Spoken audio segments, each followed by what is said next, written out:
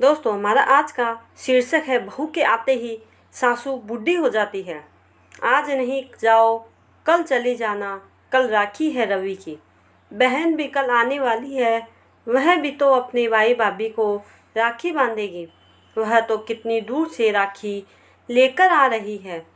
तुम कल चली जाना, जब तेरी ननद आ जाए राखी बांध दे तब चली जाना। निधि की सास ऐसा कहकर कमरे में चली गई। निधि ने अपनी सास से पूछा था कि अपने मायके में कुछ दिन रहना चाहती है, इसलिए कुछ दिन पहले चली जाना चाहती है। वह चाहती थी कि उसके पति उसको छोड़कर वापस आ जाए। हमेशा यही तो होता था, जब वह अपने मायके जाती तो उसको उसी दिन या अगले दिन अपने ससुराल अपने पति के साथ वापस आना पड़ता था। इसके पीछे सासू माँ का तर्क था कि वह अब बच्चों के बिना मन नहीं लगता, मुझसे इतना काम नहीं होता, मैं अब बूढ़ी हो चुकी हूँ। हमेशा यही तो होता था कि उसके मन में रह जाता था कि थोड़े दिन मायके रुके और सबसे मिले जुले बातें करे, थोड़ा माहौल बदल जाए।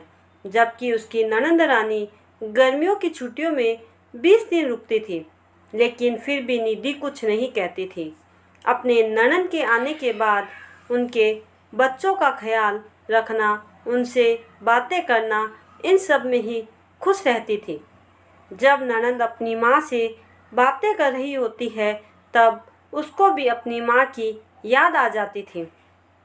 आज दीदी के लिए, बच्चों के लिए यह चीज़ बनानी है, सासू माँ हर रोज़ निधि से बोल देती थी।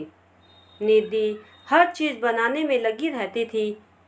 निधि की सासू माँ कहती थी, आजकल कौन रुकता है मायके में? अगर पास का ही मायका हो तो 2 घंटे जाकर मिल आओ और देख आओ। मुझसे नहीं होता घर का काम, अब मैं बूढ़ी हो गई हूँ, मेरे बस का कुछ नहीं रहा।